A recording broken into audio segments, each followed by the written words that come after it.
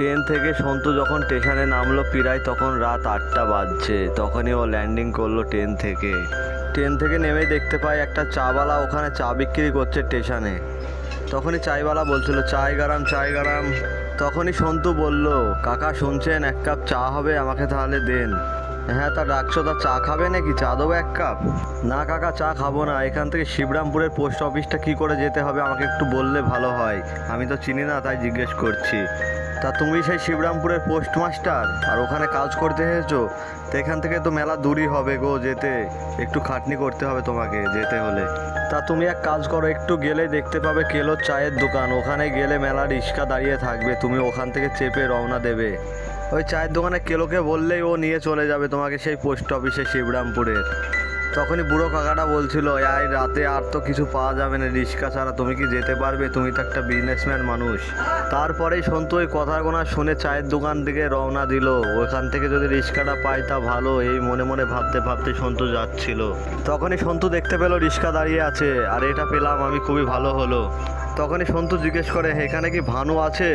হ্যাঁ বলো, আমি ভানু রিক্সাওয়ালা। কি বলছো বলো, কোথায় যেতে হবে? তখনই সন্তু বলে ওঠে, আমি শিবরামপুরের নতুন পোস্টমাস্টার, ওখানে কি আমাকে নিয়ে যাবে তুমি? আমি তো চিনি না, নিয়ে গেলে খুব ভালো হয়। তা তুমি সেই নতুন শিবরামপুরের পোস্টমাস্টার নতুন? তা চলো তোমাকে আমি নিয়ে যাচ্ছি, আর তুমি যে বাড়িটার কথা বললে ওই বাড়িটাও নিয়ে যাচ্ছি, আমি সবই চিনি। তখনই কেলো বলল, তুমি কি 8টার লোকালে আসলে? তা এত লেট করে আসলে তা একটু 1 কাপ চা খেয়ে যাও না, তাহলে খুব ভালো হবে, মাথাটাও ভালো থাকবে, ফ্রেশ হয়ে যাবে, 1 কাপ চা খেয়ে যাও, বসো।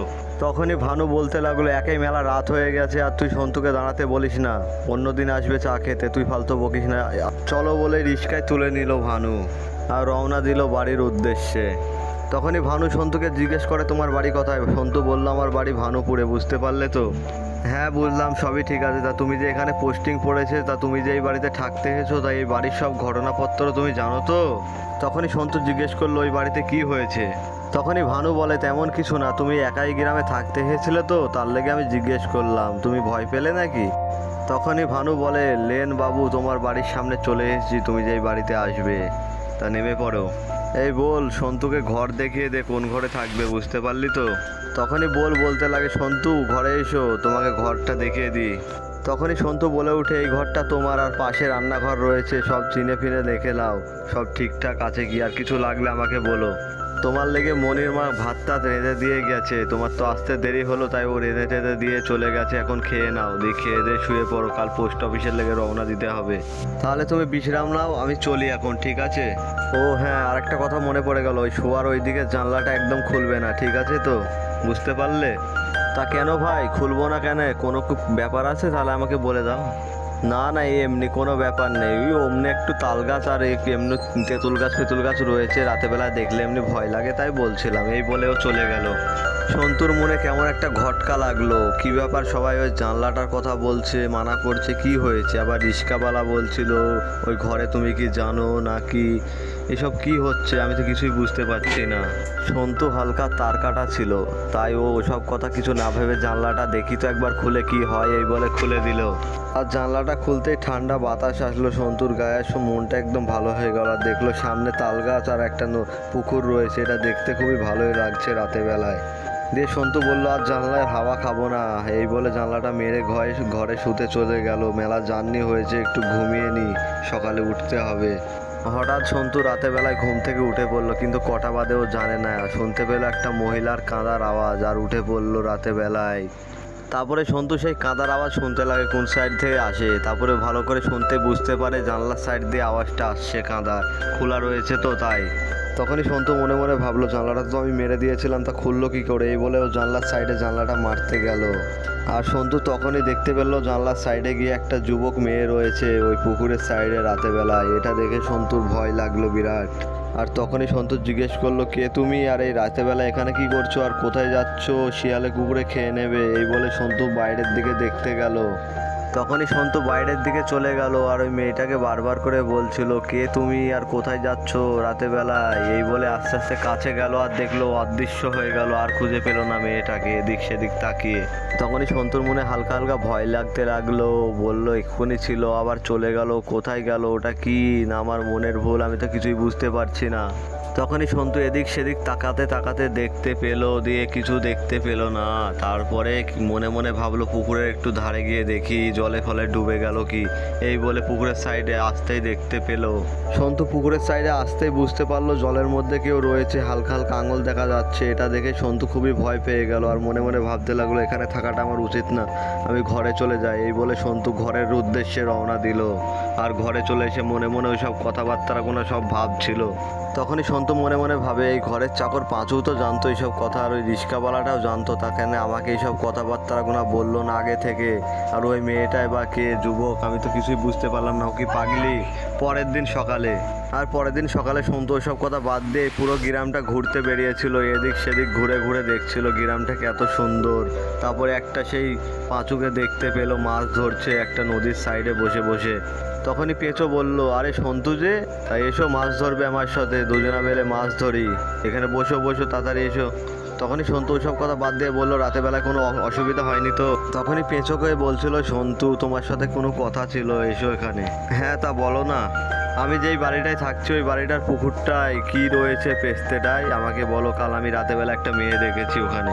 তা সন্তু তোমাকে এতবার করে বারণ করার সত্ত্বেও তুমি এই জানলাটা খুলেছিলে, তুমি তো আচ্ছা খারাপ মানুষ গো বটে। আমার ঘরের মধ্যে নিঃশ্বাস বন্ধ হয়ে যাচ্ছিল, তাই আমি জানলাটার কাছে গিয়ে হাওয়া খাচ্ছিলাম। তখনই আমি দেখলাম ওখানে একটা সাদা কাপড় পরে একটা মেয়ে পুকুরের সাইডে জলে ডুব মারলো। আর মেয়েটাকে খুঁজে দেখতে পেলাম না এদিক সেদিক তাকিয়ে। এবার সন্তু তুমি যখন ওকে দেখেছো তোমাকে আর ও ছাড়বে না, বুঝতে পারলে তো? ছাড়বে না মানে কি? আর ও কে আর কি হয়েছে আমাকে সেসব কথাগুলো তুমি খুলে বলো, বুঝতে পারলে তো পেঁচো? তবে শোনো, কুলাইচণ্ডী পাড়ার বাপ মা মরা মেয়ে, ওর নাম হচ্ছে কমলা, বুঝতে পারলে সন্তু? এই শিবরামপুর গ্রামে কমলার বিয়ে হয়েছিল। কিছুদিন বিয়ে হওয়ার পরে কমলার মা মারা গেল, আরও বিয়ে করে সুখী থাকে না, বুঝতে পারলে তো সন্তু? কমলার শ্বশুর বাড়ির লোক কমলার সাথে খুব অত্যাচার করতো, তাই কমলায়, তবে একদিন শোনা যায় এত অত্যাচারের কারণে পুকুরে ডুবে মারা গেল কমলা। আর কমলা ওই পুকুরে ডুবে মরার পরে থেকে কমলার অত্যাচার সহ্য হয় ওই রাতে বেলায় ওখানে। খুবই খারাপ একটা বিষয়। আর ওখানে তুমি জানলা খুলেছিলে, আমি তো ভেবে ভয় লাগছে। আর তারপরে কিছুদিন পরে ওই শ্বশুরবাড়ির লোক সব পালিয়ে গেছে কমলার অত্যাচারে। ওকে খুব অত্যাচার করেছিল, তাই একটু অত্যাচার করছিল ও। পেঁচোর সব কথা শুনতে শুনতে সন্তু রাত হয়ে গিয়েছিল আর বাড়ি চলে এসে সব কথা ভাবছিল। সবই তো বুঝলাম, এটা সেটা শুনলাম, মেয়েটার সাথে খুবই খারাপ হয়েছিল। আর ও শ্বশুরবাড়ির লোক খুব খারাপ কাজই করেছিল, তাই মেয়েটা ঠিকই করছে, ও শ্বশুরবাড়ির লোককে উচিত শিক্ষা দিচ্ছে। আর তখনই সন্তু এইসব কথা ভাবতে ভাবতে নুপুরের আওয়াজের শব্দ পেল। তখনই বুঝতে পারলো কেউ বাইরে রয়েছে। আর ও জানলার সাইডে এসে দেখলো, আর দেখতে পেলো সেই সাদা কাপড় পরে সেই মেয়েটা পুকুরের সাইডে ওয়েট করছে সন্তুর লেগে। তখনই সন্তু বাড়ির বাইরে এসে মেয়েটাকে বলে, তোমার সাথে কি হয়েছে না হয়েছে আমি সব শুনলাম, আমাকে একটু খুলে বলো তুমি। এই বলে কাছে কাছে এগিয়ে যাচ্ছিল সন্তু। সন্তুর এইসব কথাবার্তা শুনে ও পেছন ঘুরে তাকালো সন্তুর সাইডে। সন্তুর দেখে এইসব বিভীষিকার মুখটা দেখে সন্তুর মুখ একদম হা হয়ে গিয়েছিল। তখনই সন্টুকে কমলা বলল, তুই মরতে চাস আবার এখানে এসেছিস, তোকে যে আমি বারণ করলাম এখানে আসতে। আমি আজকে তোমার সব ঘটনা শুনলাম, তোমার শহর বাড়ির লোক তোমার হাতে খুব অত্যাচার করেছিল আর তুমি পুকুরের জলে ডুব মেরে আত্মহত্যা করেছিলে। সন্টু তুমি ভুল শুনেছো, তুমি ওইসব কথা নয়, আমি এখানে ডুবে মরিনি। আমাকে আমার শহর বাড়ির লোকরা ডুবিয়ে মেরেছে, আমার বাবা মারা পণ দিতে পারেনি বলে। খুবই খারাপ লোক ওরা, তাই ওদেরকে শিক্ষা দেওয়ার লেগে আজও আমি এখানে ঘুরে ঘুরে বেড়াচ্ছি। ওদের এই খারাপ কাজের লেগে ওদের শাস্তি না দিতে পারলে আমার মুক্তি হবে না, তাই আমি ওদেরকে শাস্তি দিয়ে মুক্তি হব। তখনই সন্টু বলে ওঠে, ওদের যথার্থ শাস্তির ব্যবস্থা আমি করছি, তুমি কোনো টেনশন করো না কমলা। আর সন্টু বলল, তোমার সৎ কাজের সব ব্যবস্থাগুলো আমি করে দেবো। সন্তুর এইসব কথাবার্তা শুনে কমলা একটু দুঃখ পেল আর ও ভালো মূর্তিতে চলে আসলো। সন্তুকে আর ভয় দেখাতে চায় না বলে ও ভালো মূর্তিতে চলে আসলো সন্তুর এইসব কথাবার্তা শোনার পরে।